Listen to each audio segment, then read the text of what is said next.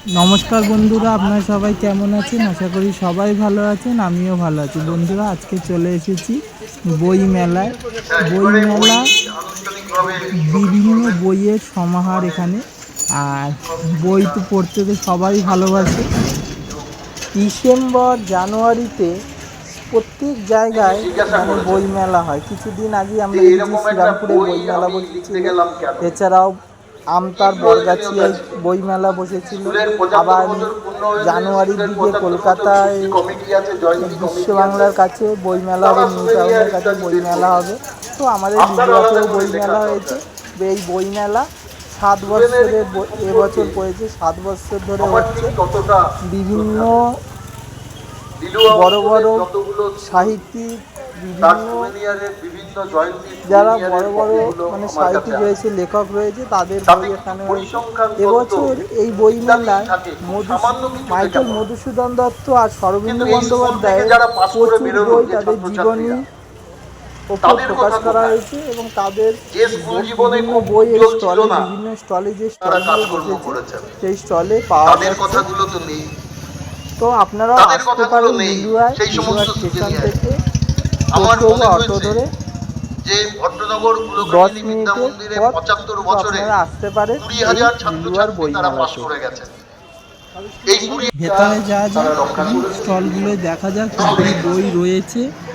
এবং আমার মনে হচ্ছে প্রচুর বই, মাইকেল মধুসূদন দত্ত, বীরাঙ্গনা, মেঘনাদ বধ কাব্য, ব্রজবলি প্রভৃতি রয়েছে। শরদিন্দু বন্দ্যোপাধ্যায়ের বিভিন্ন বই রয়েছে, রবীন্দ্রনাথ ঠাকুর এবং নতুন নতুন লেখক যারা রয়েছে তাদের প্রচুর। এবং আমাদের জাদু বাংলার তরফ থেকে একটা স্টল দিয়েছে। তারপরে বাচ্চাদের, শিশু সাহিত্যিক যারা রয়েছে তাদের বিভিন্ন লেখা, বিভিন্ন গল্প। এছাড়া আমাদের যে লিলুয়ার একটা স্কুল আছে, ফুলকামিনী হাই স্কুল, সেই স্কুলে প্রথম বছর থেকে এই তাদের 70 বছর স্কুলের বয়স হলো। সেই স্কুলের জীবনী সম্পর্কে স্কুলের প্রথম দিন থেকে আজ পর্যন্ত সমস্ত কিছু এখানকার একজন প্রাক্তন শিক্ষক, সেই শিক্ষক তার বইয়ে তুলে ধরেছে, তার সমস্ত কিছু তুলে ধরেছে। আপনারা সেই বইও পাবেন এইখানে এই বই মেলাতে। তো খুব ভালো লাগছে। আর এখানে সামনেটা দেখুন, লিলুয়া বই মেলা। সকলের কাছে আমি বিনয়ের সঙ্গে বলতে চাই যে অবশ্যই বোধহয় এই বইটা দু এক কথা কেউ বলতে পারে, কিছু ক্ষমা চেয়ে নেওয়ার ব্যাপার আছে, কিছু স্বীকৃতির ব্যাপার আছে। এই বইটা লেখার জন্য প্রাক্তন শিক্ষক মশাইয়ের তারা আন্তরিকভাবে সাহায্য করেছে। দুজনের নাম আমাকে বিশেষভাবে উল্লেখ করতে হবে। এক স্বপন চক্রবর্তী, তিনি এখানে আছেন। তার অ্যালবাম থেকে আমাকে 400 ছবি তিনি তুলেছিলেন বিভিন্ন সময়ে, সেগুলি আমাকে দিয়েছিলেন এবং একটা অংশে আমি ওকে সংকলিত করি। 3টে ছবি অত্যন্ত দুষ্প্রাপ্য, 3টে ছবি। এই 3টে ছবি, 2টো ছবি আমি আমার স্টলে লাগিয়েছি, আরো একটা ছবি বইতে আছে। এই 3টে ছবি বাবুল সিনহা এবং শিবানী সিনহা। এই 50 বছর ধরে এই 3টে ছবি এনারা রক্ষা করেছেন, বাবুলদা এবং শিবানী। আমি তাদের কাছে কৃতজ্ঞ। ইত্যাদি সংশোধন করেছেন, আমি তাকেও ধন্যবাদ জানাচ্ছি। এছাড়া আরো সমস্ত শিক্ষক যারা এখানে থাকেন, প্রাক্তন শিক্ষকরা, তারা কোনো না কোনো ভাবে এই প্রকল্পের সঙ্গে তারা নিজেদেরকে যুক্ত করেছেন। একটা দুঃখের বিষয় যে প্রায় কোনো তথ্যই স্কুল থেকে পাওয়া যায় না। আমি দেখলাম যে স্কুলের কাছে তথ্য থাকলে কে ফার্স্ট ডিভিশন, কে সেকেন্ড ডিভিশন, এইটুকুই থাকবে, কিন্তু কে জীবনে বড় হয়েছে। আমার বন্ধু গুরুময় এখানে আছে, যে অতি সাধারণ অবস্থা থেকে ওই 1000 টাকা পুঁজি নিয়ে আজকে কয়েক লক্ষ টাকার ব্যবসা ভট্টনগর বাজারেও লেখা হবে না, সেটা তো অবশ্যই লেখা হওয়া উচিত। তো আমি দেখলাম যে এটা তো তাহলে স্কুলের আশায় বসে থাকলে হবে না। আমি ফিল্ডে নামলাম। আমার প্রকল্পটা ছিল এরকম, সমাজ হাই স্কুলে তিনি প্রধান শিক্ষক হয়েছিলেন, তিনি একমাত্র সে বছরে পাস করেছিলেন। আমার প্রকল্পটা হলো যে 54 সাল থেকে 24 সাল অবধি এই 70 বছরের প্রত্যেক বছরের অন্তত পক্ষে একজন তার ইন্টারভিউ আমি নেব এবং কোশ্চেনিয়ার, সেই কোশ্চেনিয়ারটা আমি 100 জনকে দিয়েছিলাম, সবাই কোশ্চেনিয়ারটা ফিল আপ করে জমা দেননি বা ওটুকুও খাটনি খাটার মতন সময় তারা দেননি। অনেকে, একজন তো তিনি বলেই দিলেন তার নাকি আর কিছুই মনে পড়ছে না, সে ব্ল্যাঙ্কটা সকালে দেওয়া হয়েছে ফর্মটা, বিকেলবেলা সে ব্ল্যাঙ্ক ফর্মটা ফেরত দিল। আমি নাম উল্লেখ করতে চাই, কিন্তু এখানে দ্বিজুদা তাদের কথা আমি পরবর্তী সময়ে জানতে পেরেছি।